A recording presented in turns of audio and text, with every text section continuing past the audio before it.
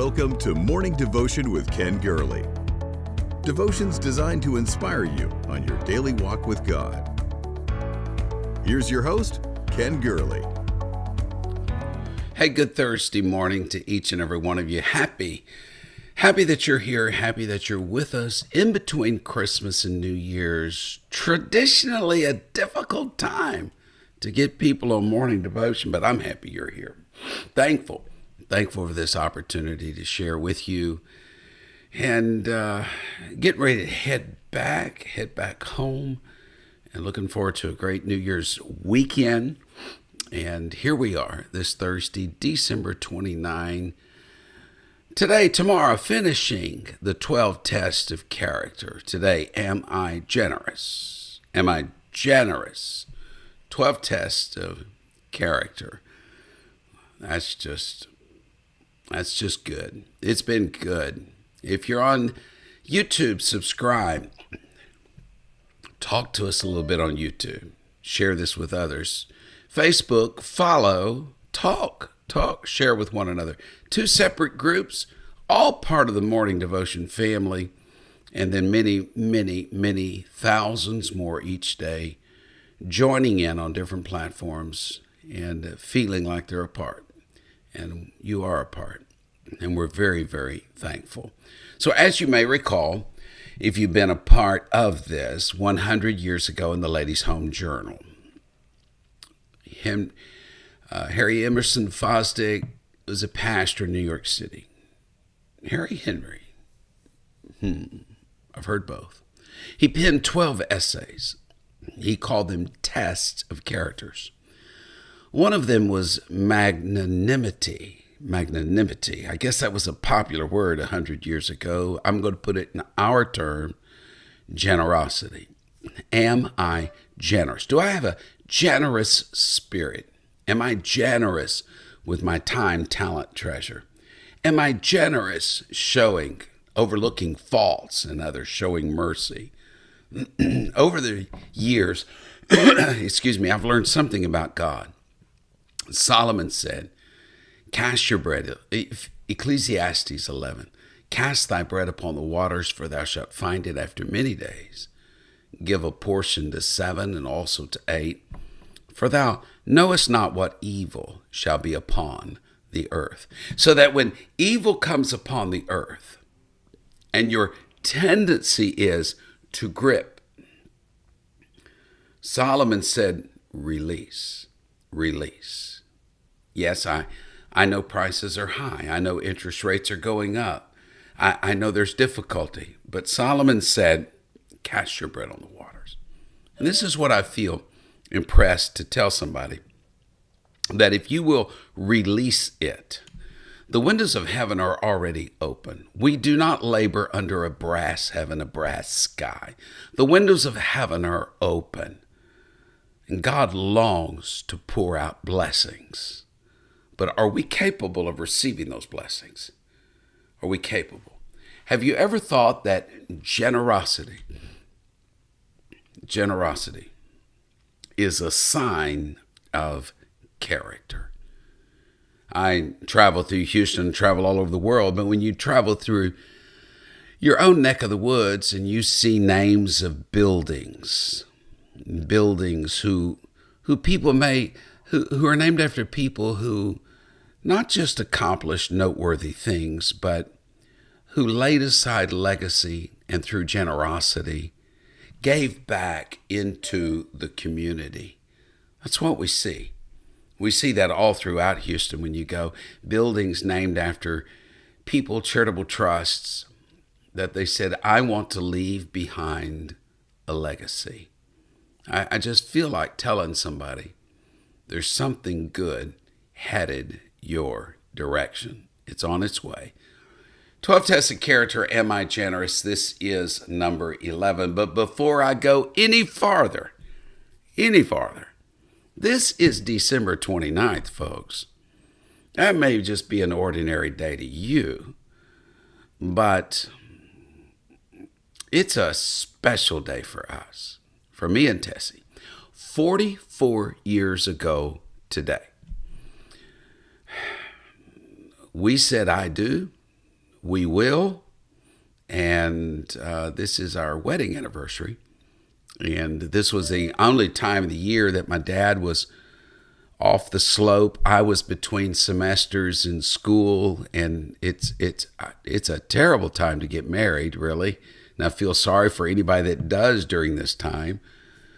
But I also know I wouldn't trade it for anything. So happy anniversary, Tessie, on December 29. All right, back to the lesson here. All right, back to the devotion.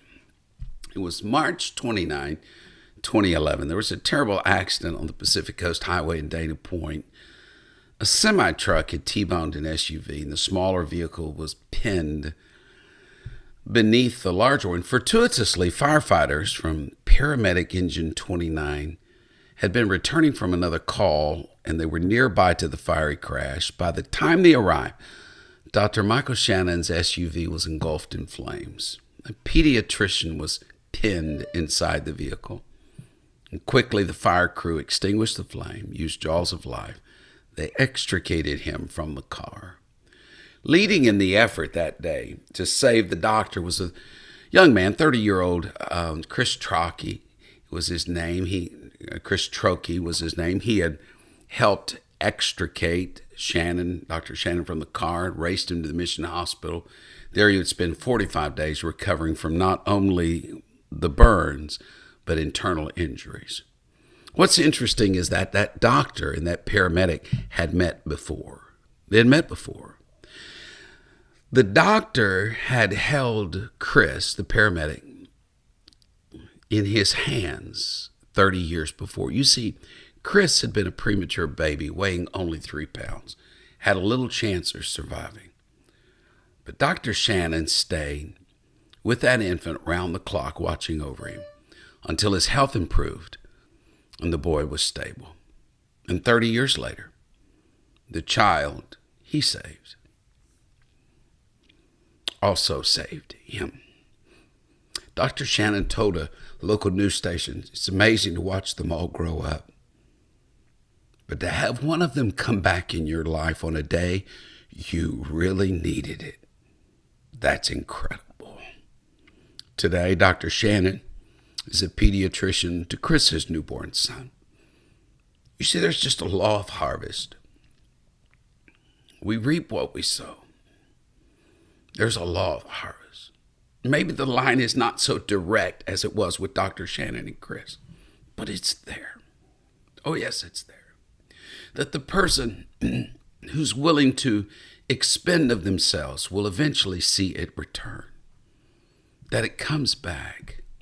Am I generous? You see,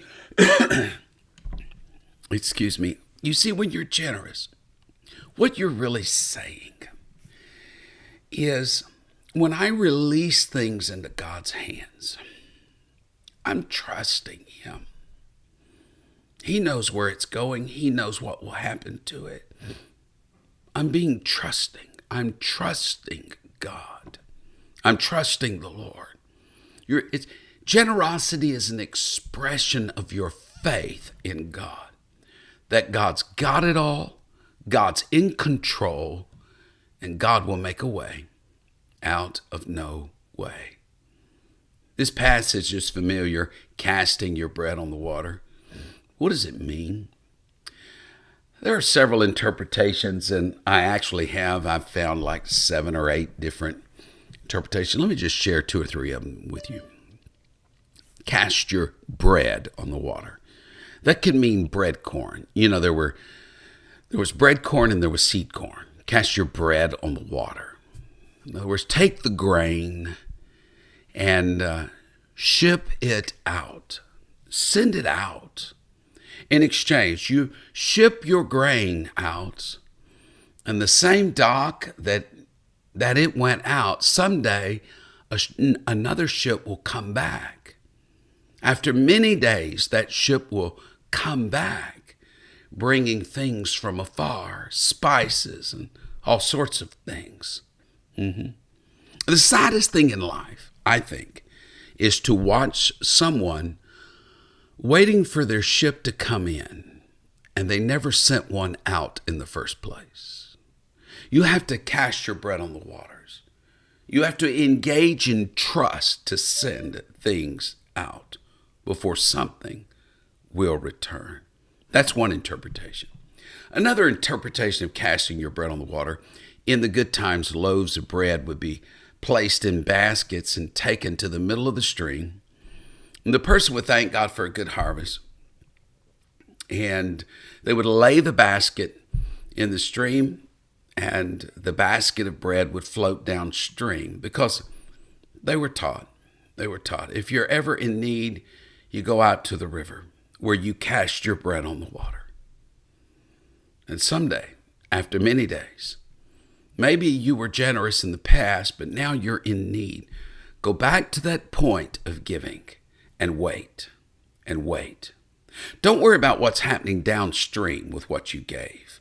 You keep your eyes focused upstream, because in the lean times, if you had cast your bread on the water after many days, it's coming back to you. Am I generous? Do I know how to do that?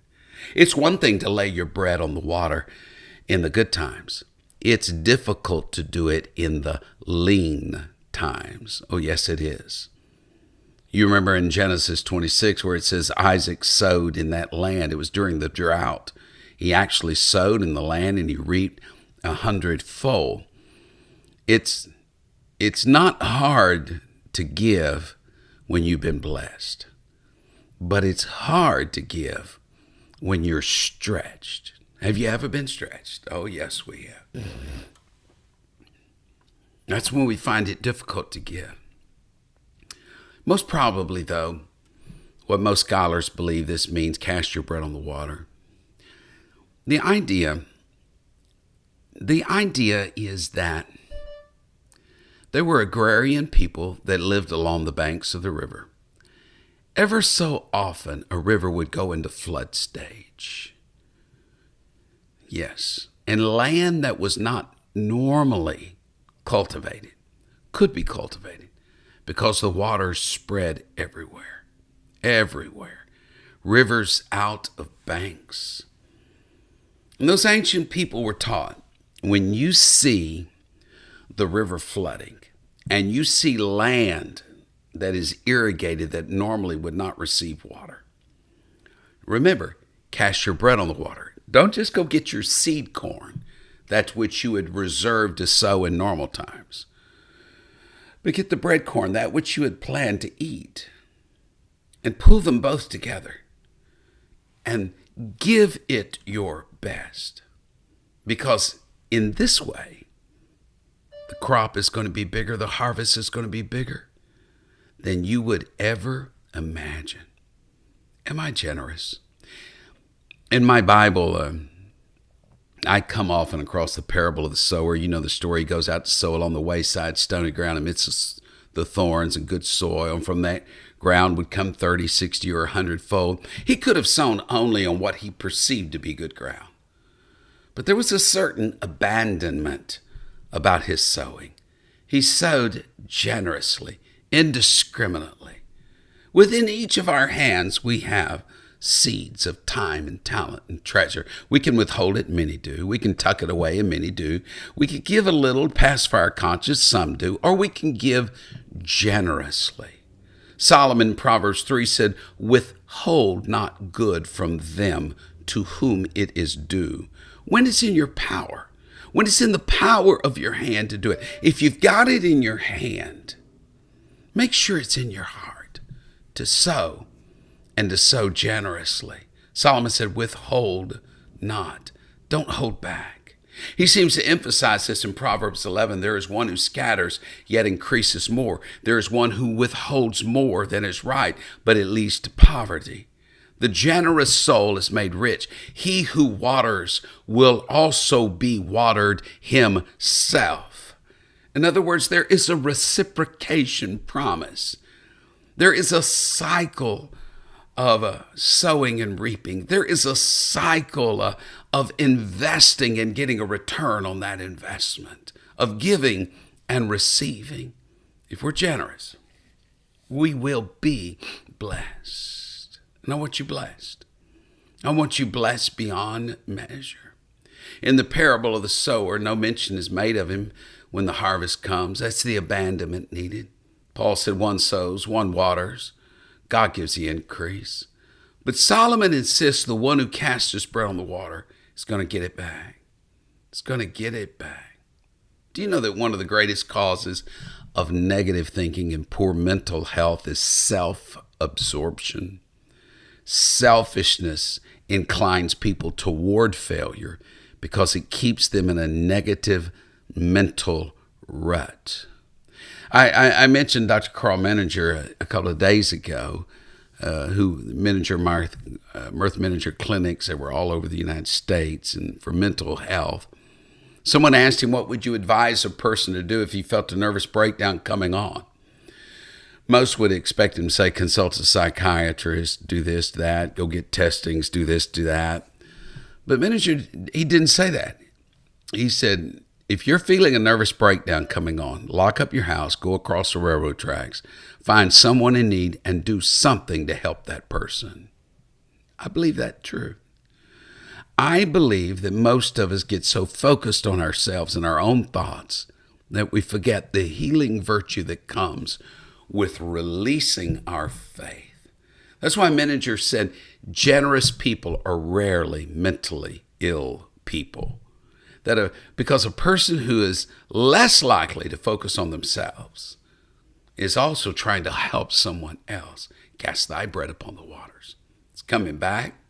It'll be more numerous than it was before. It'll come in a time you don't expect it. Wait for it. It will come in a way you don't expect it. Wait for it. James said, be patient. See how the farmer waits for the precious fruit of the earth, waiting patiently for it until it receives the early and latter rain. Wait for the harvest. Wait for it. It's coming. I would just urge you today, be patient. God is up to something. I told the church that a week or two ago. God's up to something. Give him time. You're going to find it after many days. That's what Solomon said. And this is what I sense in the Spirit. Some of you have cast your bread upon the waters, and that promised blessing is floating your direction right now. We are in 12 tests of character. If you're on YouTube, subscribe, Facebook, follow. But I just want to ask you to ask yourself this test of character. Am I generous? January 2 next week starts 21 days of prayer. Thank God for that. Still time. We're closing out the year emphasizing 3 giving opportunities, new beginnings, Reach Out America, and cities worth saving. You'll find the links out to the side. God bless you. We're going to finish this year strong. Tomorrow, the last morning devotion of the year. Everybody, be there. Let's look forward to it. God bless you. Look forward to seeing you again tomorrow. Let's finish this strong. God bless. Thank you for listening to Morning Devotion with Ken Gurley. Join us next time for another inspiring devotion. To support this ministry, please visit firstchurch.com/give.